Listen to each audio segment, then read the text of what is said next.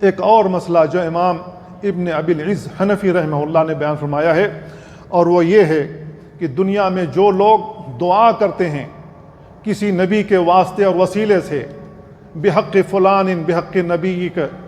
اس قسم کے جو الفاظ استعمال کرتے ہیں، اس سلسلے میں امام ابن ابی العز حنفی رحمہ اللہ بیان فرماتے ہیں کہ جو بھی دعا کرنے والا ہے کسی کے حق کے، کسی کے وسیلے اور واسطے سے دعا کرتا ہے تو ایسا کرنا جائز نہیں ہے، ایسا کرنا حرام ہے۔ اس کی دو وجہیں بیان فرمائی ہیں۔ ان کا کہنا یہ ہے کہ جب انسان پریشان حال ہوتا ہے، پریشانی کے عالم میں بندہ اللہ کی قسم کھانے لگتا ہے، اور اس بندے کی قسم کھانے لگتا ہے جس کے سامنے وہ اپنا دکھڑا سنا رہا ہوتا ہے، چاہے وہ علی حجویری ہو، چاہے انڈیا میں کوئی ولی اور کوئی بھی ولی ہو، ان کے سامنے جا کر کے، چاہے عباس ہوں، چاہے علی ہوں، چاہے حسن ہوں، چاہے حسین ہوں، ان کے مزارات بنائے گئے ہیں، ان کے امام باڑے بنائے گئے ہیں، وہاں جا کر کے پریشان حال لوگ ان کی قسمیں کھانے لگتے ہیں۔ تو فرط جذبات میں جب انسان غیر اللہ کی قسم کھاتا ہے تو وہ شرک کر بیٹھتا ہے۔ اللہ کے نبی صلی اللہ علیہ وسلم نے بیان فرمایا، من حلف بغیر اللہ فقد اشرک، جس نے غیر اللہ کی قسم کھائی اس نے اللہ کے ساتھ شرک کیا۔ اب ایسا شرک کرنے والا مرے گا تو اس کو کہاں سے شفاعت حاصل ہوگی؟ اور جو بھی اللہ کے علاوہ کسی اور کے حق اور وسیلے اور واسطے سے سوال کرتا ہے، وہ سمجھتا ہے کہ یہ اتنا پہنچا ہوا ہے کہ اللہ پر اس کا کوئی حق ہے، جبکہ اللہ رب العالمین پر کسی کا کوئی حق نہیں ہے۔ اللہ رب العالمین مالک مختار ہے، اللہ رب العالمین جو چاہتا ہے فیصلہ کرتا ہے، اللہ کے مقابلے میں کوئی بھی مالک مختار نہیں ہے۔ اسی وجہ سے اللہ رب العالمین نے کہا قل للہ الشفاعۃ جمیعا، اے نبی آپ کہہ دیجئے اپنی امت سے کہ شفاعت کا مالک تنہا اللہ رب العالمین ہے، تمام شفاعتیں صرف اللہ رب العالمین کے لیے ہیں۔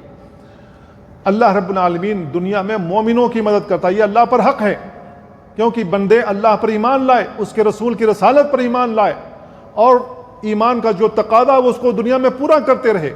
تو اب اللہ رب العالمین پر حق بنتا ہے کہ اللہ دنیا میں بندوں کی مدد کرے۔ اسی وجہ سے اللہ رب العالمین نے کہا وَكَانَ حَقًّا عَلَيْنَا نَصْرُ الْمُؤْمِنِينَ،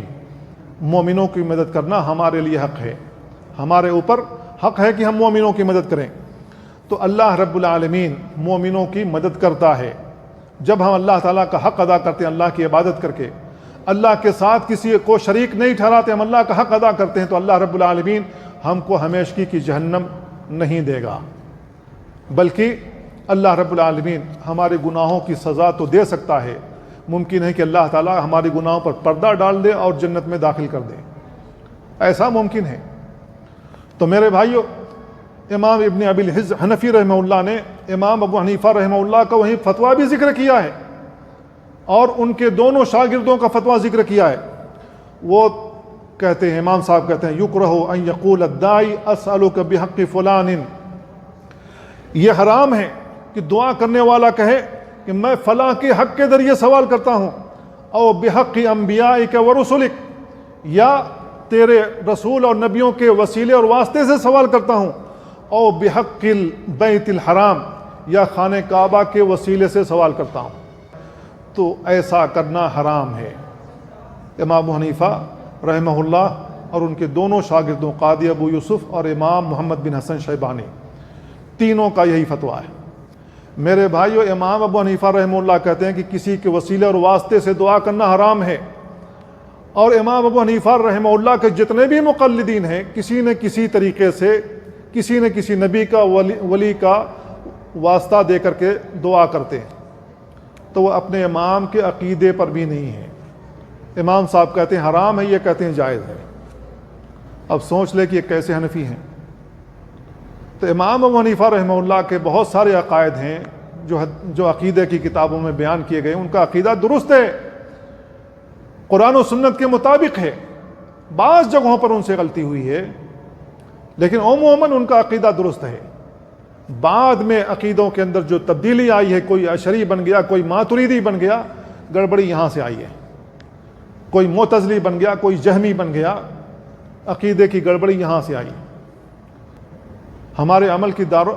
کی بنیاد کس پر ہے؟ ہمارے عقیدے پر ہے۔ عقیدہ ہی درست نہیں ہے، بخشش کہاں سے ہوگی؟